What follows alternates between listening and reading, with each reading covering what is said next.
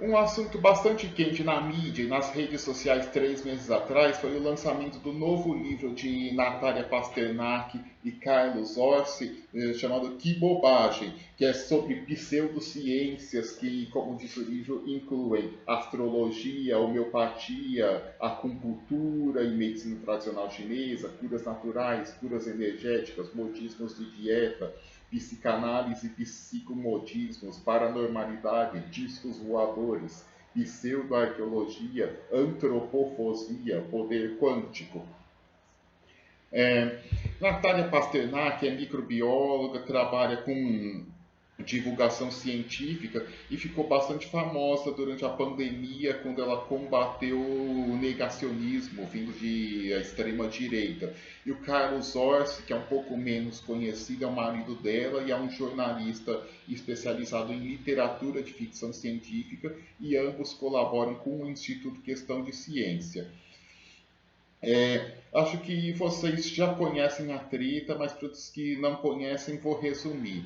A Natália e muitos outros divulgadores de ciências tomaram muita paulada da extrema-direita, até porque eles habitualmente batiam mais em coisas que a extrema-direita defende. Mas agora, em 2023, quando o governo anti-ciência de extrema-direita já foi embora e o casal lançou esse livro, a maior parte das pauladas que o livro recebeu veio de gente de esquerda. E o principal estopim foi o fato do livro ter incluído a psicanálise no rol das pseudociências, que é um conhecimento que tem muitos adeptos de esquerda. Aí eu, que sou da área de economia, pensei que teria algumas coisas a dizer sobre essa treta toda, porque a economia é uma ciência mole, não uma ciência dura. Aí se eu me dar uma visão mais mole sobre a ciência, também que eu tive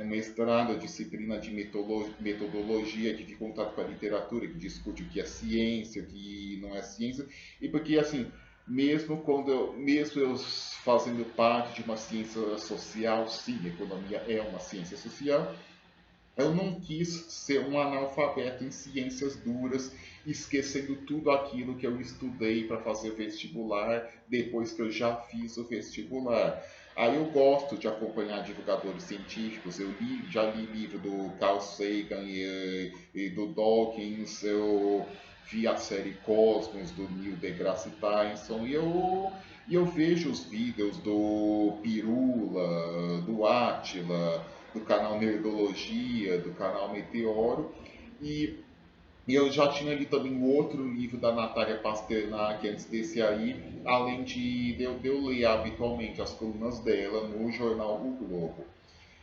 Bom, agora eu já vou falar direto minha opinião geral sobre esse livro, toda essa discussão sobre a própria autora e sobre os divulgadores científicos. Aí depois eu me alongo explicando por que eu penso assim.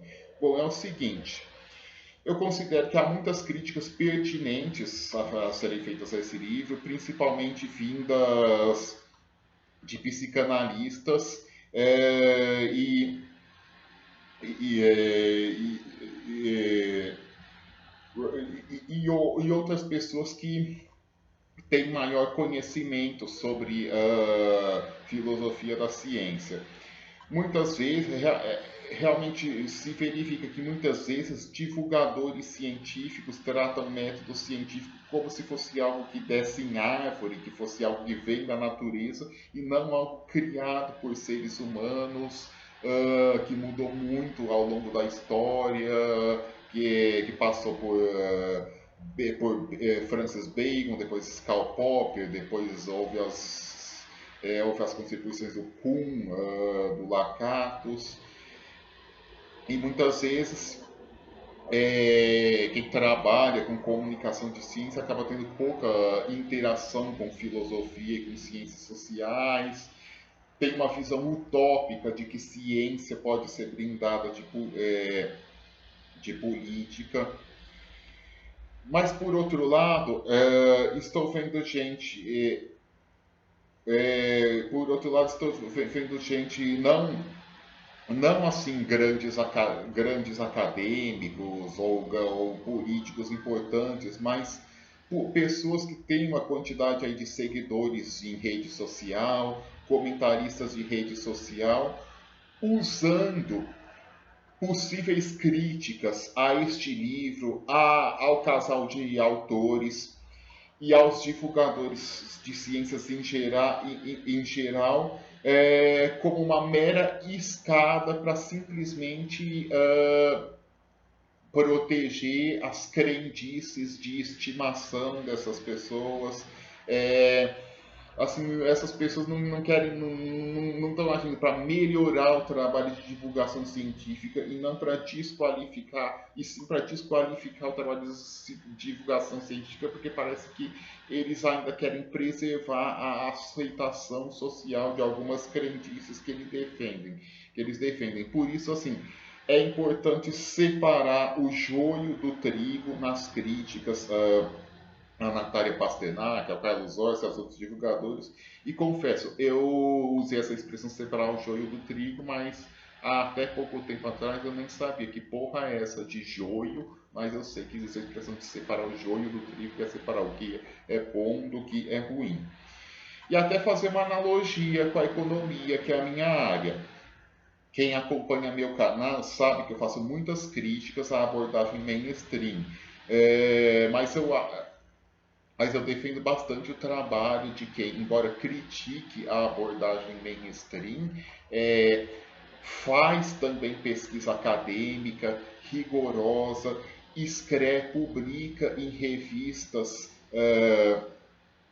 também os artigos também são avaliados por uma banca de acadêmicos, tiveram tese avaliada por uma banca acadêmica. Eu também não acho assim que tudo que é da economia mainstream foi feito para defender uma agenda política do mal e que tudo deve ser, a economia mainstream deve ser desqualificada e qualquer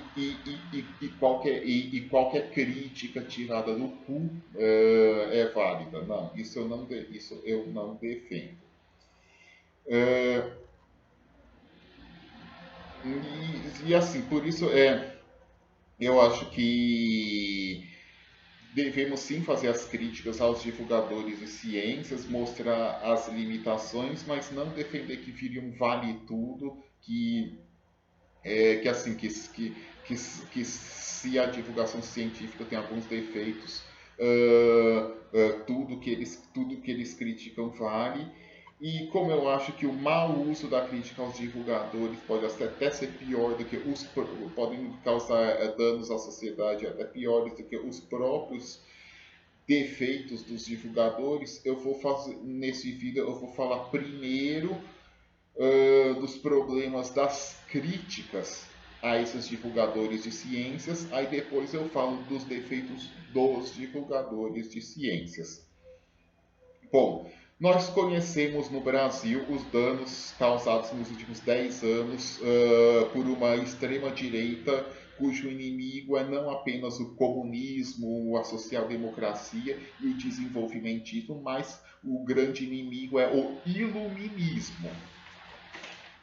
E o principal expoente dessa direita é o Olavo de Carvalho, cujo pensamento pode ser resumido mais ou menos assim, que havia um período glorioso, que foi a Idade Média na Europa, mas aí o mundo entrou em decadência por causa das revoluções liberais, da revolução científica, do iluminismo, das revoluções socialistas, que como se vê não são o único inimigo dele. As revoluções socialistas são um inimigo dele, como parte da modernidade, mas toda a modernidade, não apenas o socialismo, o comunismo, são um inimigo, de acordo com o Olavo de Carvalho e seus seguidores.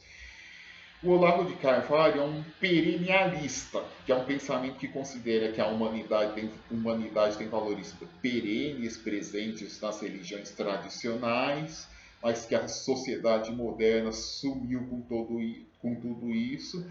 Aí ele, os seguidores dele, os perennialistas em geral, pensam que fazendo uma política de terra arrasada, de trollagem, de tentar destruir tudo que vem da modernidade, da qual a ciência, as universidades são uma parte importante. Se eles tiver uma terra arrasada com tudo isso, os valores perenes é, ressurgirão.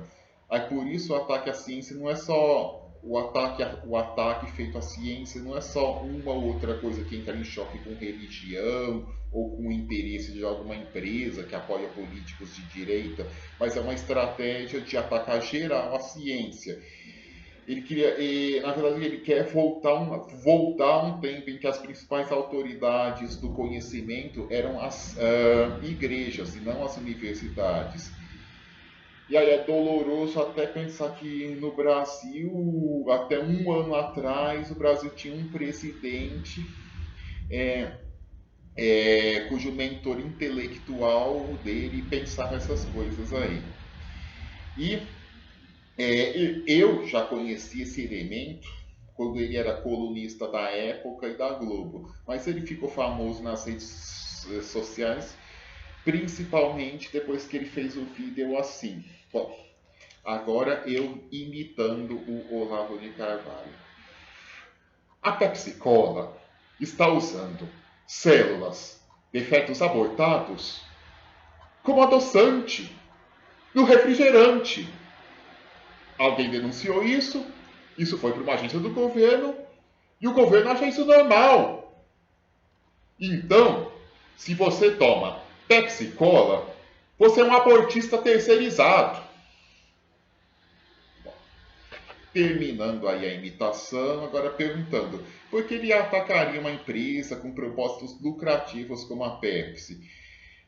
Que uma empresa que não tem nada de comunista. Bom, porque é o seguinte, o grande parte, o público dele é muito anti-aborto. Isso aí é uma historinha que coloca cientistas como vilões e mesmo agências governamentais que não fizeram nada contra esse suposto feto como adoçante na Pepsi, também como vilões. E como ele era um anti-ciência, é previsível que ele tenha sido um anti-vacina, pois vacina é uma das contribuições mais visíveis à ciência. Aqui até uma coluna de 2000, escrita em 2006 que ele disse que ele tem 8 filhos, alguns tomaram vacinas, outros não, mas todos são muito saudáveis, não por obra da ciência estatal, mas sim por obra de Deus. Aí é importante fazer a ressalva: não é a obra de Deus que fizeram os filhos dele que não tomaram vacinas ser saudáveis, e sim o fato da maioria dos pais não terem ideias estúpidas como ele e aí terem levado os filhos para tomar vacina e assim ter criado uma imunização coletiva. Aí, como resultado do ódio à ciência do governo que existiu entre 2019 e 2022, vimos o corte de verbas às universidades que supostamente estariam fazendo balbúrdia, os ataques ao INPE em 2019. Aí vou até deixar na descrição um link do vídeo da palestra do Ricardo Galvão na Unicamp 2019, explicando como foram todos esses ataques ao INPE, deboches de ministro das Relações Exteriores, aquele lá do que achava que de Jesus voltar, aquele lá, os deboches desse ministro ao aquecimento global, o cancelamento do Brasil como sede da COP, aumento do desmatamento na Amazônia, nomeação de criacionista para dirigir a CAPES. E, claro, a principal tragédia é a pandemia, como o governo lidou com a pandemia, com todos os ataques às medidas de isolamento determinadas pelos governos estaduais e municipais.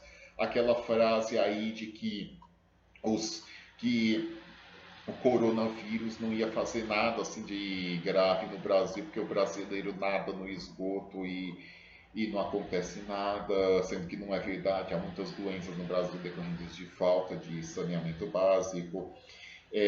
a promoção da cloroquina, da ivermectina, a tentativa de desacreditar as vacinas, até aquele ministro da Saúde supostamente mais razoável, o que sucedeu Pazuello, indo contra a vacinação infantil e dizendo que o governo não é pautado pela comunidade científica. Bom, o resultado nós sabemos, foram 700 mil mortos de Covid-19, o Brasil tem 3% da população mundial e teve 12% do total de óbitos por Covid-19.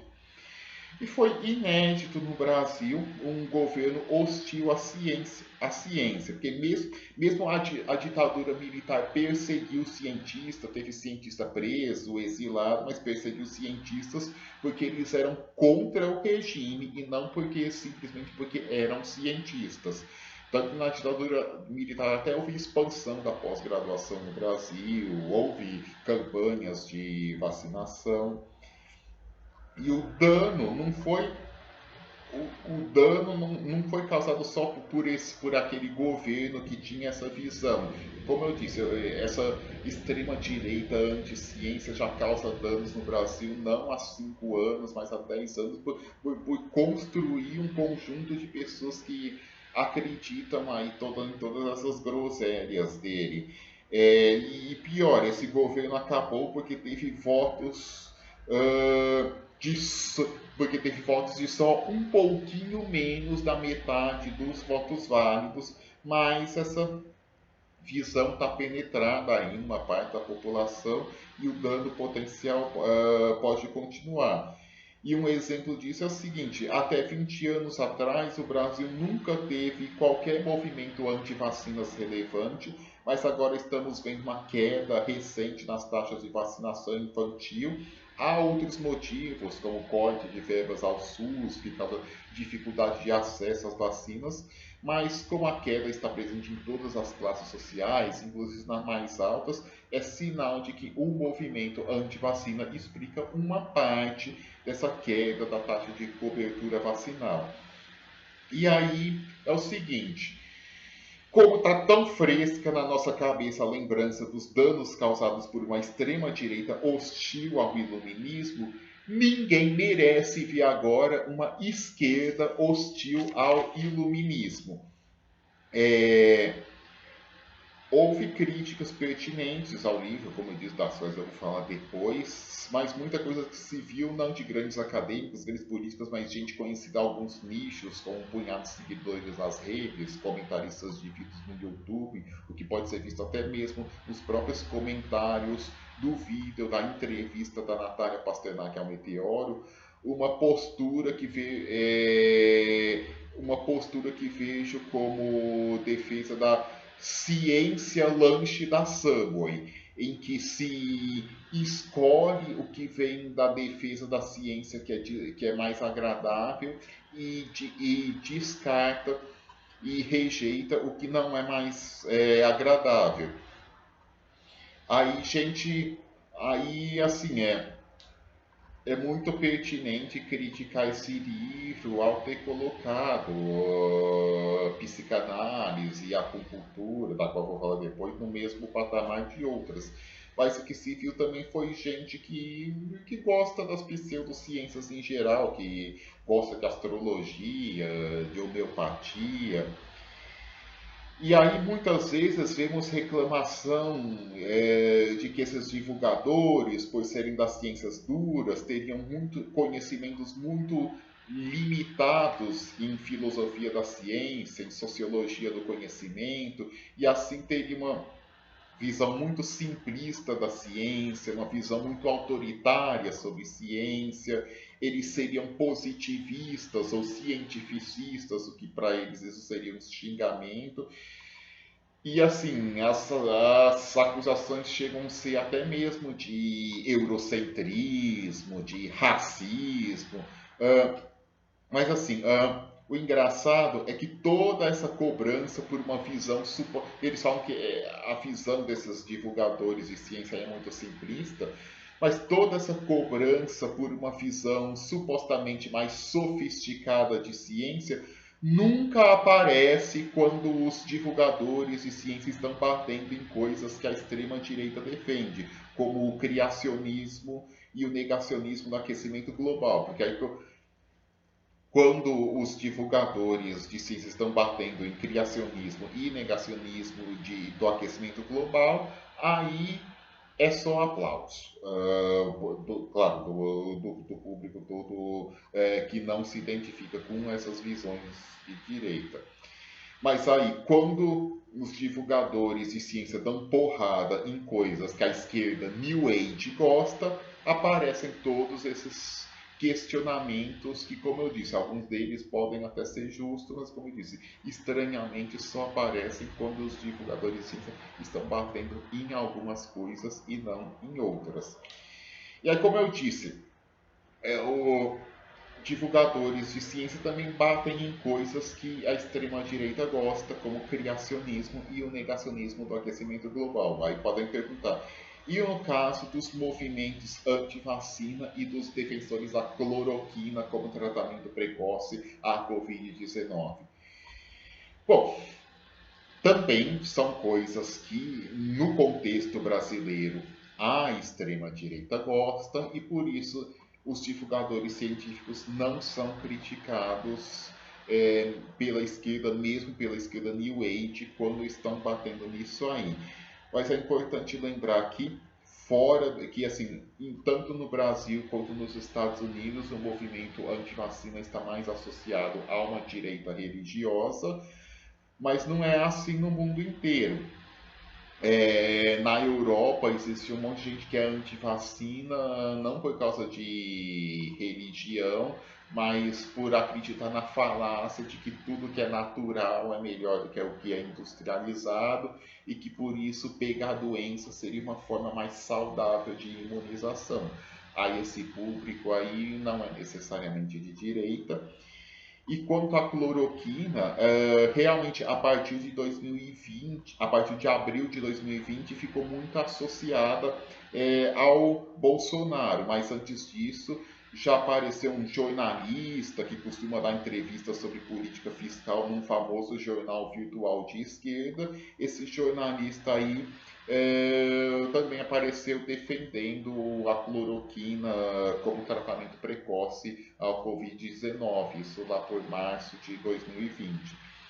Aí eu fico até com a impressão de que, para algumas pessoas, se fossem outros políticos defendendo a cloroquina e não o Bolsonaro, eles seriam capazes de defender a cloroquina como tratamento precoce contra a Covid-19 e ainda falaria que quem era contra são os lobistas do Big Pharma, como realmente os bolsominions fizeram essa acusação contra a Natália Pasternak. E até um tempo atrás, mesmo bem antes desse livro, já houve um artigo numa revista, que acho que era a revista de cultura pop, com o seguinte título: Por que homem hétero odeia astrologia? Aí na hora que eu vi esse artigo, pensei, pô, é sério que alguém escreveu um texto assim? É,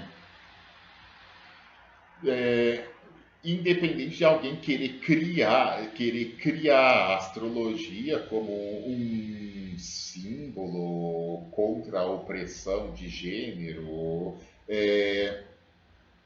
fato é que posição dos astros no momento em que a pessoa nasce não determina a personalidade dela, não serve para prever o futuro e pronto, assim, não interessa qual tipo de público que leva mais ou menos a sério, e até porque muitas revistas que colocam o horóscopo na seção voltada para o público feminino têm editores, que são de editoras dirigidas por homens. Aí eu lembrei até de um artigo da Natália Pasternak que ela observou até de forma pertinente que a pseudociência não escolhe gênero, porque embora pode haver mais mulheres que gostam de astrologia, quem gosta mais de ufologia é homem.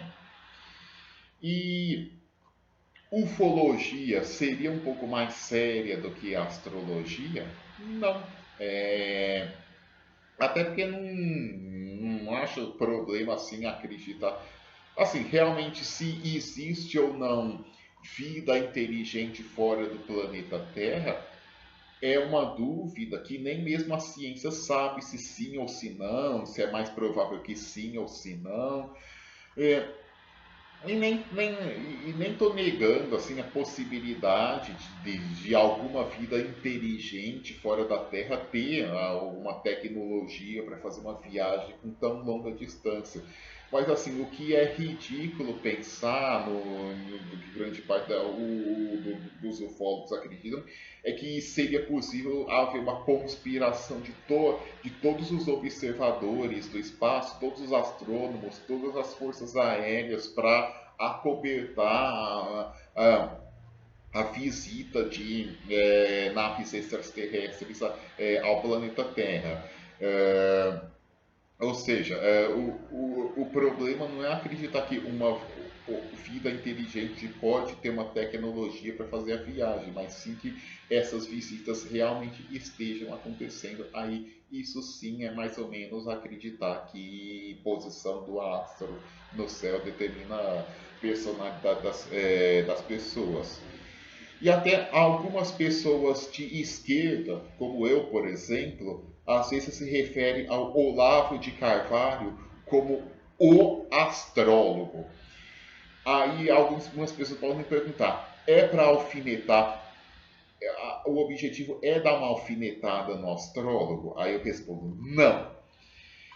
O Olavo de Carvalho ele já havia parado de praticar astrologia muitos anos antes de ter parado de fumar em janeiro de 2022.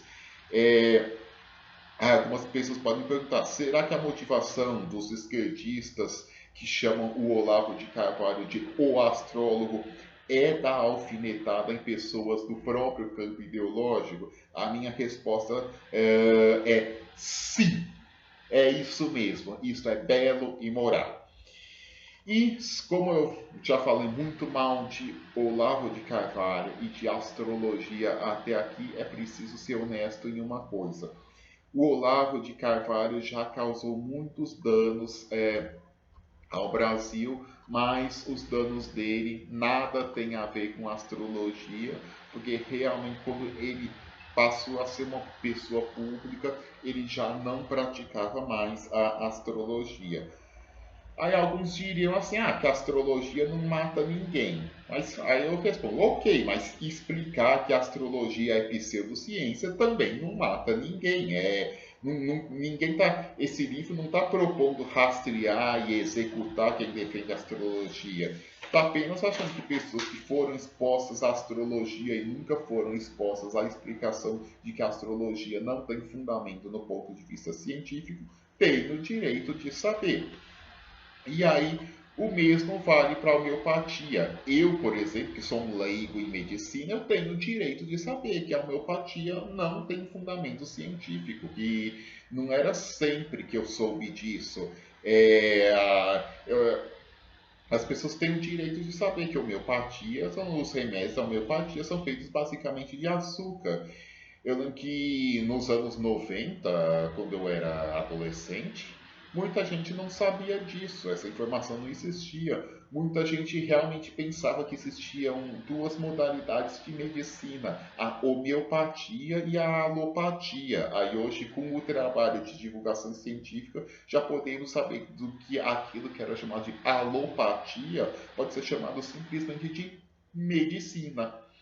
E em caixas de comentários, eu já vi gente dizendo que as críticas a Natália Pasternak às pseudociências podem ser motivadas por eurocentrismo ou até mesmo por racismo. Mas isso é estranho, assim, esse raciocínio, porque uma das pseudociências tratadas é a homeopatia, que foi criada por um alemão em 1790. E muitas das pseudociências retratadas são de versão de branco rico. E grande parte das pseudociências retratadas aqui no livro são, são a pseudo-arqueologia, que incluem a crença na Atlântida, ou mais recentemente a crença de que os ETs construíram as pirâmides no Egito, ou a antroposofia, muitas dessas pseudociências criadas na Europa no século XIX, em um contexto extremamente racista e foram criadas para defender o supremacismo europeu. O próprio conceito de raça ariana, alguma pseudociência. Então já dá para perceber que assim, grande parte do racismo é construído por pseudociências e acredito que até facilitaria o combate ao racismo, criar uma educação contra as pseudociências. Bom, até agora eu falei como são muito ruins e até perigosas algumas críticas ao livro, ao casal de autores, ao trabalho de divulgação científica em geral. Mas agora acho importante falar de algumas críticas pertinentes a este, a este livro. Começando com o que gerou mais repercussão, que é a psicanálise. Aí sugiro vocês verem um debate entre o Carlos Orsi, que é um dos autores do livro, e o psicanalista da Unicamp, Mário Eduardo Costa Pereira, no canal de YouTube da Unicamp, vou até deixar o link na descrição. Aí o psicanalista da Unicamp, ele falou de vários artigos de psicanalistas publicados na Nature e na Science que seguiram o método científico.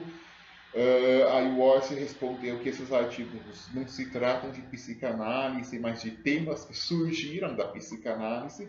Bom, mas aí se vê que o Orsi teria que admitir que se esses temas com aproveitamento científico surgiam da psicanálise, não dá mais para falar que psicanálise é uma bobagem.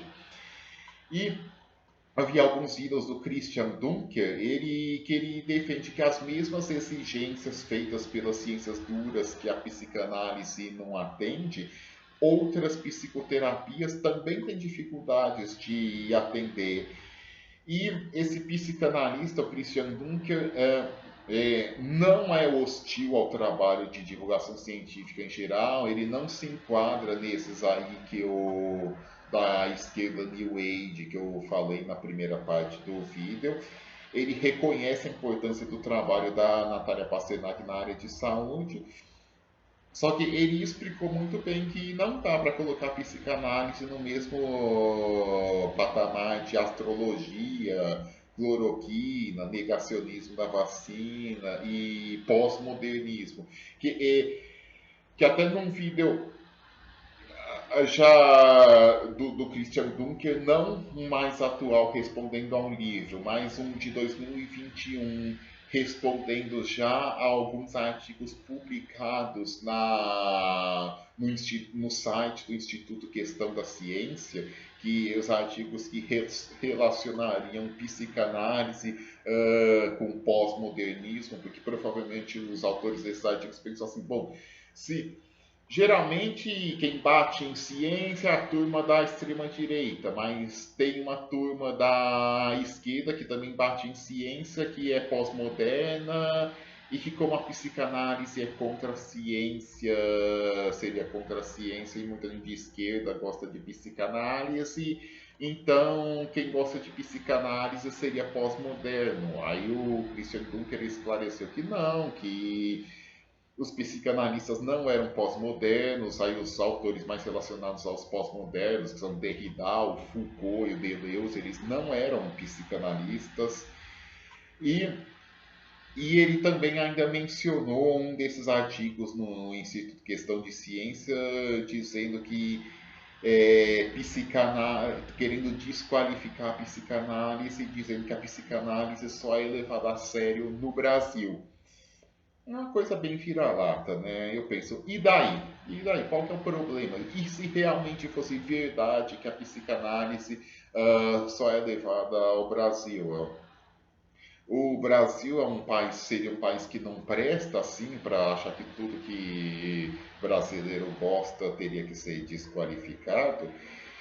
Assim, essa crítica específica me atinge muito, porque assim, eu não tenho ligação com psicanálise, não estudo essa área, sou bem distante, mas assim, eu sou muito ligado à economia heterodoxa e eu já vi muita gente usando o argumento de que a economia heterodoxa só é levada a sério no Brasil como uma forma de desqualificar a economia heterodoxa, o que até nem verdade é, porque também tem gente que faz economia heterodoxa em muitos outros países.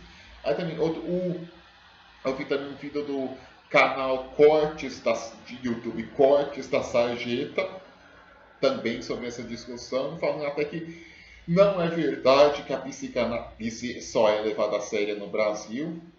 Quem geralmente pensa assim é quem acha que o mundo só tem Brasil e Estados Unidos. E até o youtuber desse canal, a Cortes da Sarjeta, falou que a psicanálise é bastante popular na França, na Argentina. E sobre a crítica de que a psicanálise não é uma ciência dura e que estaria próxima das humanidades, os autores do livro tentaram responder essa crítica na página 186. Eles dizem aqui: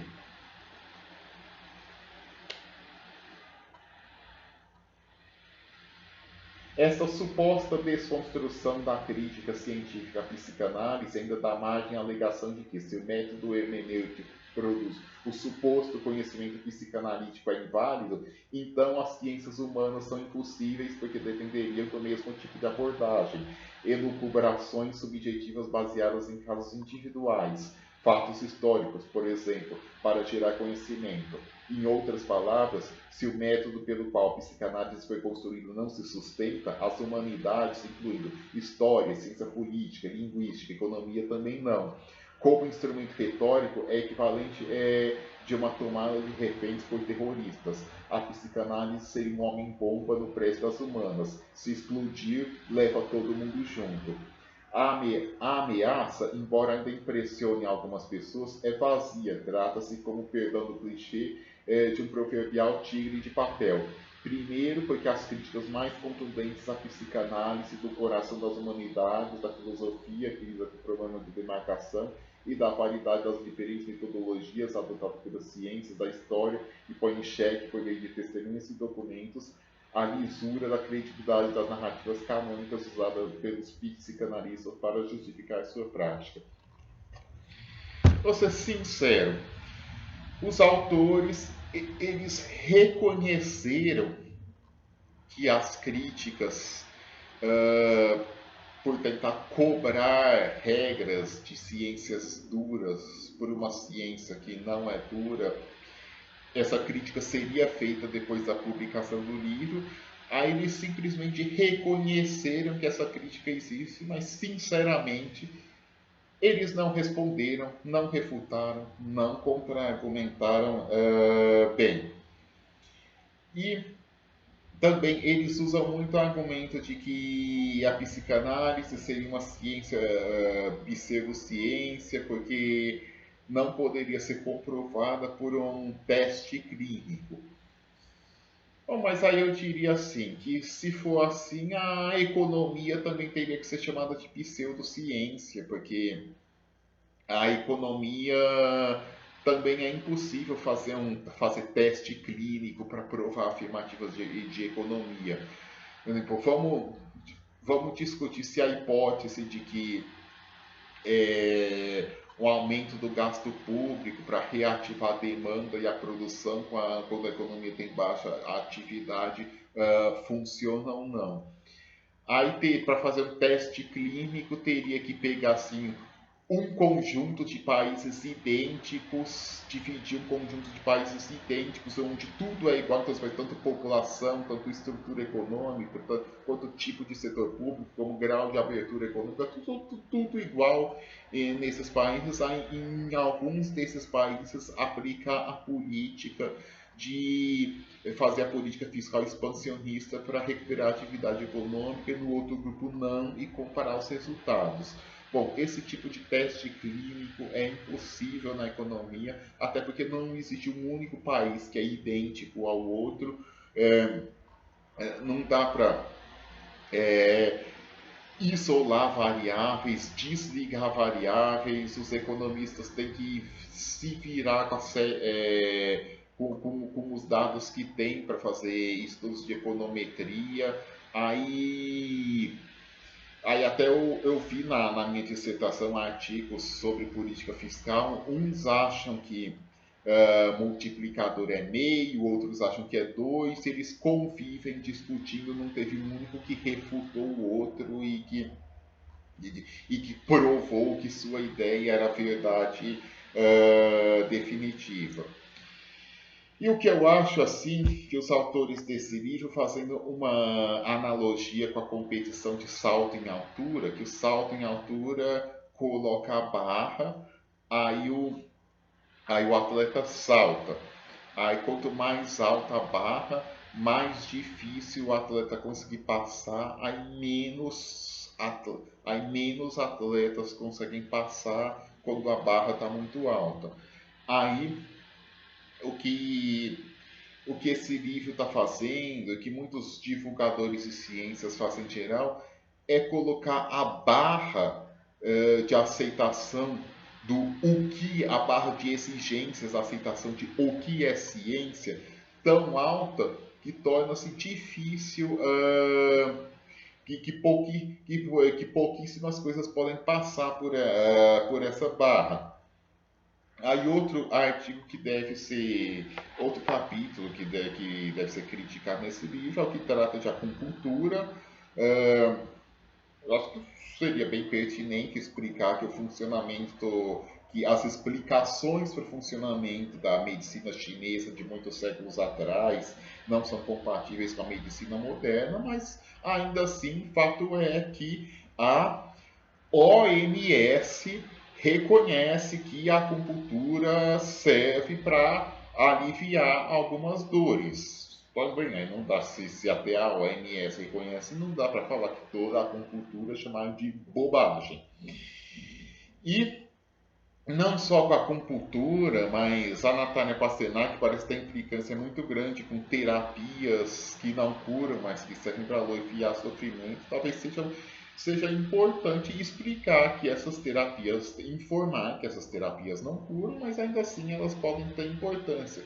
Aí eu lembro até de um episódio que aconteceu já nesse ano, em que ela publicou um artigo no Globo criticando o uso da presença de terapias para alívio feita por religiões de matriz africana no SUS.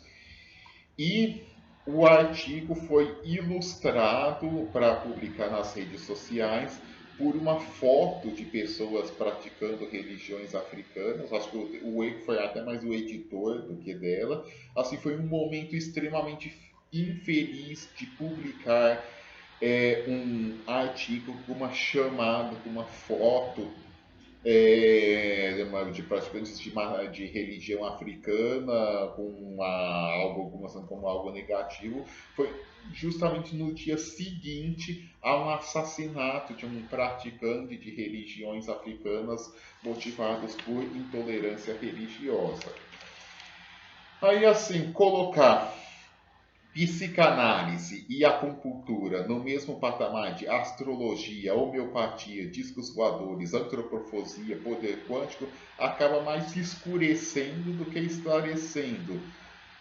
Ajuda até mais gerar repercussão, ajuda a gerar mais vídeos respondendo ao livro, inclusive esse aqui. Até porque se o livro fosse só sobre as pseudociências mais óbvias, acredito que a repercussão poderia ter sido muito menor.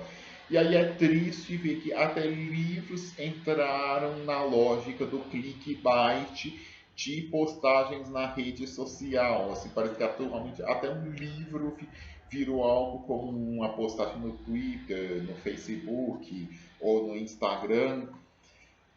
Aí até quando o roteiro desse vídeo que eu fiz para esse vídeo já estava pronto, Eu vi um bom artigo do Carlos Orsi no site do Instituto Questão da Ciência, dizendo que foi criado, que assim, que ele dizendo que combater desinformação é muito importante, ele se dedicou muito tempo a combater desinformação, mas que foi criado um pânico moral envolvendo combate à desinformação, que acaba sendo mais atrapalhando do que ajudando, e ajudando a fomentar até mesmo a desinformação. Aí eu acho que ele poderia usar o artigo bom que ele escreveu como uma autocrítica ao próprio livro, e uma parte do próprio livro dele acabou sendo não um combate à desinformação, mas um pânico moral contra a desinformação. E é sobre a escrita desse livro. Muitos dos capítulos desse livro têm bastante histórias cômicas envolvendo as pseudociências para tornar a leitura mais leve e divertida, o que mesmo assim acaba não acontecendo. Não é um livro divertido de ler, tem umas partes que o livro fica até razoavelmente monótono para ler, mas tem as partes mais faltou ter um esclarecimento melhor nesse livro, assim, se o livro explica: pseudociência é aquilo que pretende ser ciência, mas não segue todas as regras para ser definir sobre o que é ciência. Mas faltou uma melhor explicação dos autores sobre o que é ciência para eles. E outro problema, claro, mais de forma do que de conteúdo, é o título, que tem. Claro, falando. O título que tem um ponto de exclamação, achei até engraçado o Gregório do Vivier, quando ele falou da psicanálise naquele Greg News. Ele até falou que, como ele aprendeu na escola que ponto de exclamação indica que é para falar como se fosse uma exclamação, na hora de falar o nome deste livro, não é que bobagem. O nome mesmo desse livro temos que falar que bobagem! E também, assim, esse título facilita muito, abre muito flancos para ataques, porque as pessoas que apontam os defeitos desse livro podem usar o título que bobagem para dizer que não, as pseudociências são uma bobagem, como os autores querem apontar, mas que o próprio livro seria uma bobagem, aí por isso teria o título que bobagem. Que aliás é algo que nem mesmo eu concordo. Como eu falei, o livro tem muitos esclarecimentos importantes, tal, mas muitos pontos questionáveis, que é o que eu estou falando agora. E assim, em muitos capítulos eu vi que a ciência apareceu muito relacionada com teste duplo cego em laboratório. Como assim que para ter ciência tem que ter teste duplo cego? Mas existem muitas ciências sem laboratório, e não são apenas as ciências humanas. Por exemplo, a física teórica, tem a física teórica que ganhou muitos prêmios Nobel, a teoria da evolução, que não é reproduzível em laboratório, na verdade é uma narrativa narrativa criada através da observação de genes, de distribuição geográfica das espécies e de fósseis, uma narrativa que se sustenta muito bem, mas assim, é uma boa ciência que não é provada em laboratório. E, assim, já houve vários vídeos e artigos de jornal criticando a posição dos autores sobre psicanálise, que foi o maior elefante da sala nesse livro, mas por isso eu vou dar mais destaque a outros problemas deste livro, relacionados principalmente à política. Vejo nos autores e em outros divulgadores científicos um isentismo político que parece até um pouco forçado. Como já disse aqui, existe sim uma esquerda New Age, que já critiquei, com a qual não devemos concordar, mas essa esquerda New Age trata-se apenas de um conjunto de indivíduos isolados, que não agem politicamente, os partidos de esquerda não representam a esquerda New Age, e, diferentemente de uma extrema-direita anti-ciência, que é bem organizada, que faz lobby para influenciar políticos, para influenciar o sistema educacional, que usa que tem muito dinheiro para difundir seus lixos ideológicos, principalmente via YouTube, e e que também, assim, que isso faz parte da pauta de alguns partidos de extrema-direita, diferente dos partidos de esquerda, que, como eu disse, não tem a esquerda, usa as ideias da esquerda New Age na pauta. E também, assim, existe a bancada evangélica, mas não existe a bancada do horóscopo. E, além disso, como a ciência básica depende de recursos públicos, algum investimento privado pode até existir, mas nunca em quantidade suficiente, pois ciência básica não gera lucro imediato, diferentemente da P&D para distribuir, para produzir novos bens e serviços. Portanto, se espera de profissionais de ciências que não tenham uma visão política do tipo dos minarquistas, como a do Milley, por exemplo.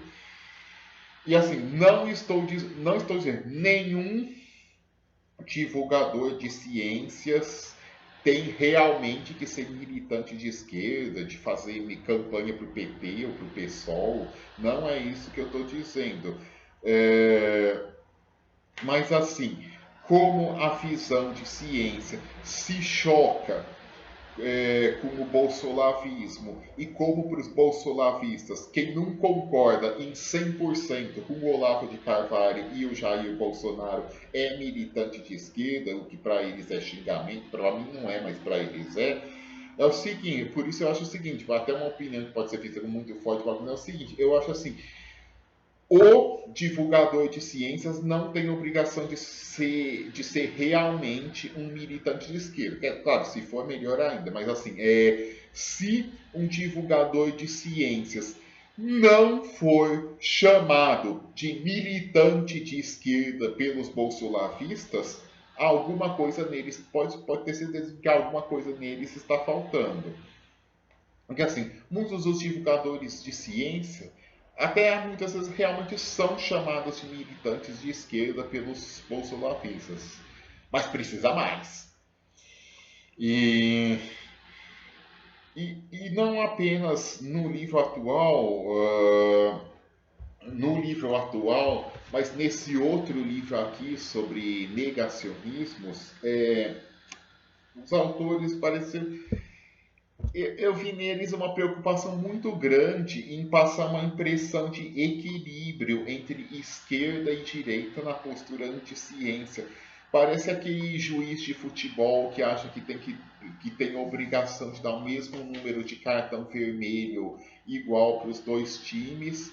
Aí, se ele expulsa o jogador de um time, aí ele acha que tem necessariamente que expulsar o jogador do outro, aí mesmo se o outro time comete uma falta aí que é só para cartão amarelo, acaba escolhendo dar o cartão vermelho para dar um número de cartões vermelhos igual para os dois times. Aí eu percebi assim no que bobagem, tava cheio assim de presentinhos para direitistas aproveitarem para falar mal da esquerda. Parece que o público queria dar uns prêmios de consolação para direitistas depois que os autores atacaram com firmeza e, e muito corretamente a postura do governo de extrema direita durante a pandemia. Aí, como exemplos, claro, como já falei, a psicanálise, que tem muitos praticantes que são de esquerda. Aí na parte que tratou na parte que tratou de acupuntura, deu uma papinha aí para os anticomunistas a mostrar o Mao Tse-tung, como o grande promotor da pseudomedicina. Mas assim, é importante lembrar que, embora a China tenha tido um grande desenvolvimento econômico basicamente depois das reformas de 1978, foi no período do Mao Tse Tung que a China, a República Popular da China, teve a maior elevação da expectativa de vida. Aí, ok, pode fazer as críticas à posição do Mao sobre a medicina tradicional chinesa, mas fato é que a política de saúde, assim, outras políticas do Mao Tse Tung tiveram resultados catastróficos, mas a política de saúde do Mao Tse Tung teve resultados positivos, sim.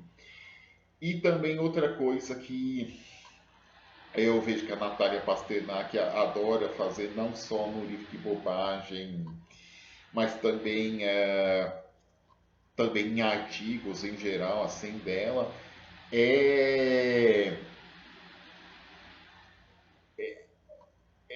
meio que esculhambar com uma classe média que pretende ser consciente, que gosta de consumir produtos agrícolas orgânicos. E, e essa classe média que gosta de orgânicos muitas vezes é mais associada com a esquerda. E esse livro até associou orgânicos, consumo de orgânicos, com o Rudolf Steiner, que gostava de orgânicos e que tinha ideias próximas ao nazismo, associando assim, o nazismo com gostar de orgânicos. Bom, mas aí se for argumentar por proximidade do nazismo, vamos lembrar que os nazistas queimaram livros do Freud.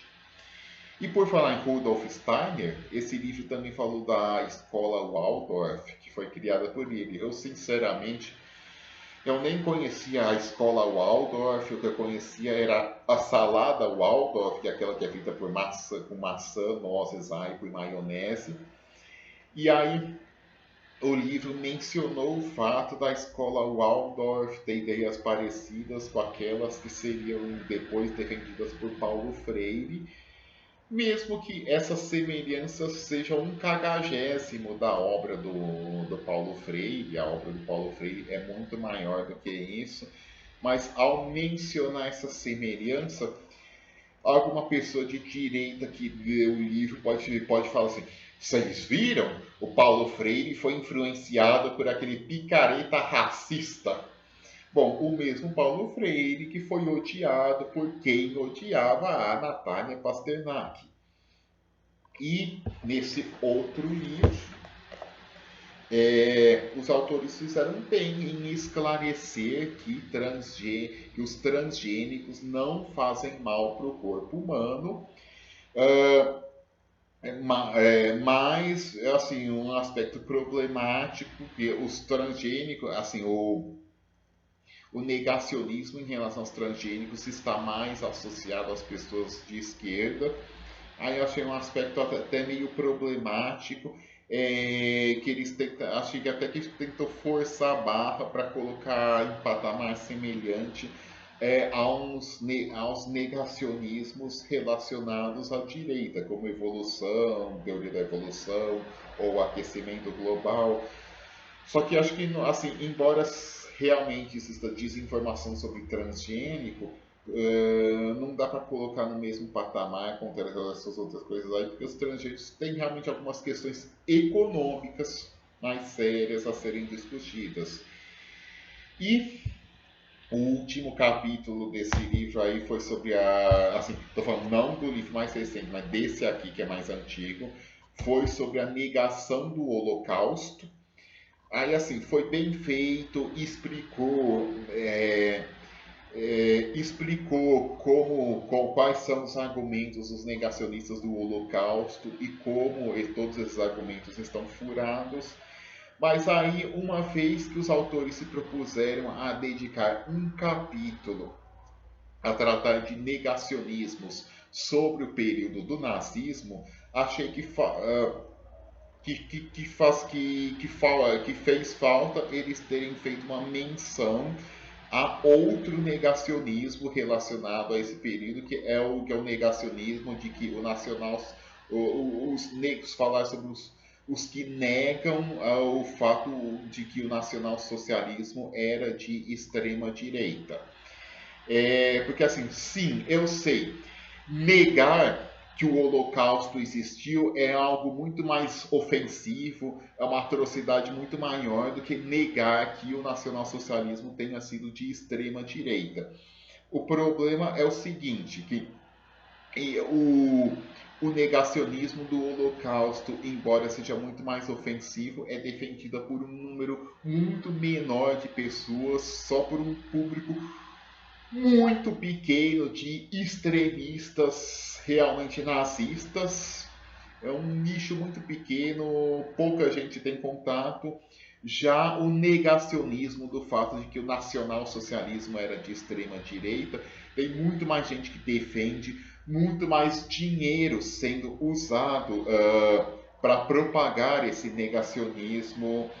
E tanto e aí, por isso, assim, eu acho assim, sim, tem que combater o negacionismo do Holocausto, mas se quer combater negacionismos relacionados ao período do nacionalsocialismo, ao menos um parágrafo de menção ao negacionismo sobre o fato do nacionalsocialismo ter sido de extrema direita devia ter sido feito, porque eu pensei assim, em que mundo esses autores viviam? Porque em 2017 foi um tema de ampla ocorrência na mídia, até o embaixo foi um mico tão grande dos brasileiros que negavam que o nacionalsocialismo tinha sido de extrema direita, que até o embaixador da Alemanha no Brasil teve que se pronunciar sobre isso, dizendo que esta polêmica não existe na Alemanha.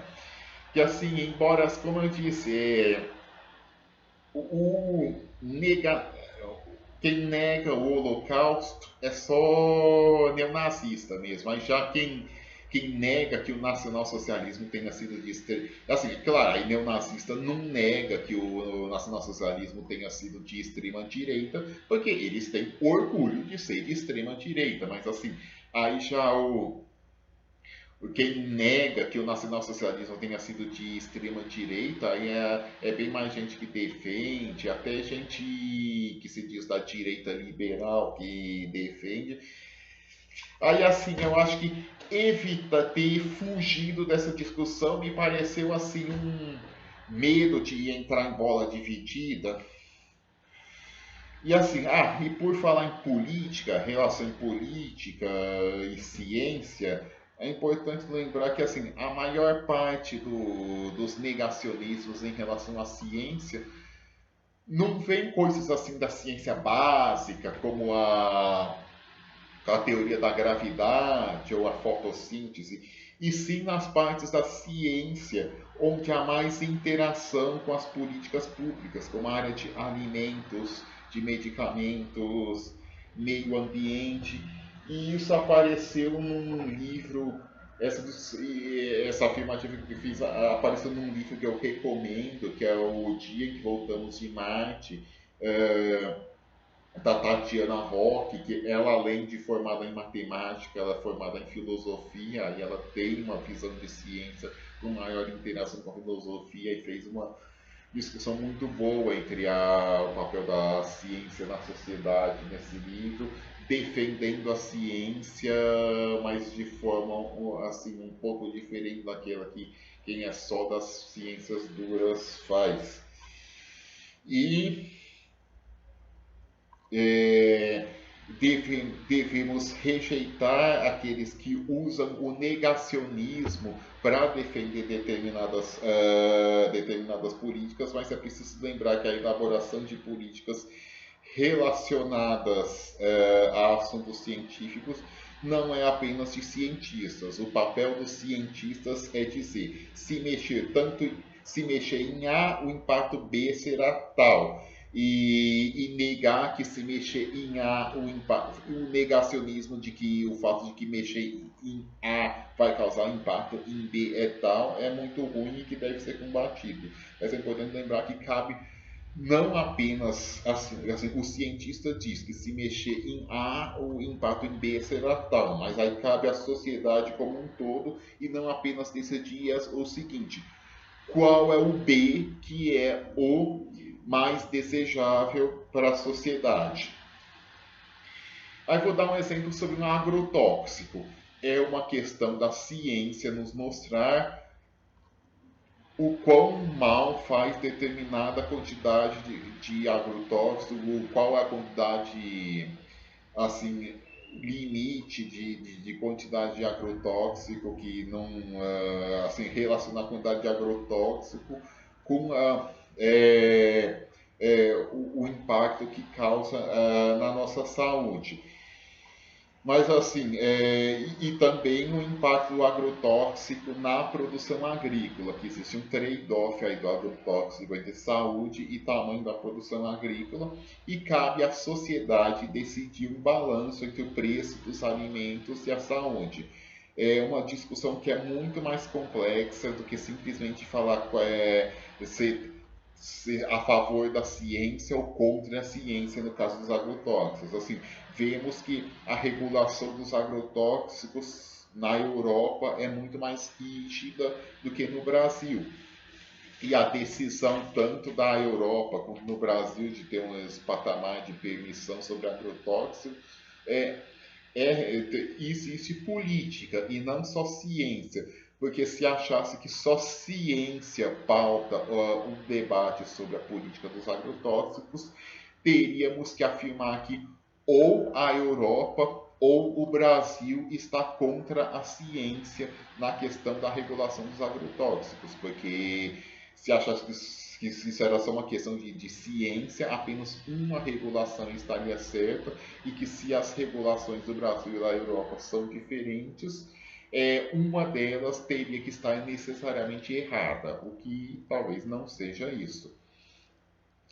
E assim, mesmo cientistas brilhantes, quando se tornam intelectuais públicos, não são imunes a dizer coisas fora de sua área de especialidade, que essas coisas para as quais nós temos que dizer que bobagem. Como, por exemplo, o Neil deGrasse Tyson, que é um físico fodão, assim, faz coisas maravilhosas, né? Assim, eu achei espetacular a série Cosmos, mas ele já postou num tweet antigo, assim, dizendo que enquanto a Itália investiu na construção de catedrais, porque a Itália investiu na construção de catedrais, a Espanha investiu nas viagens marítimas, 5 mais vezes pessoas no mundo falam espanhol do que italiano. Aí ele também disse que a filosofia não é mais necessária a partir de 1920, depois que foi consolidada a ciência moderna. Aí para essas duas afirmativas, assim, eu, eu só não falo meu Deus por essas duas afirmativas porque eu sou ateu. Aliás, tanto eu quanto eles são ateus, são os ateus, né? Bom, e acho assim, o seguinte, para melhorar a divulgação científica com combate aos negacionismos, às pseudociências, à desinformação dos ciências, deveria ser uma atividade profissional feita por equipes multidisciplinares. E aí, encerrando esse vídeo para lembrar algo muito importante. Como eu disse, há exageros, distorções nos dois lados do debate, mas uma coisa não pode deixar passar. É um alívio que estamos discutindo um livro, assim, na discussão de ciência estamos discutindo um livro e não mais o que um presidente e o que os seus ministros falam sobre ciência.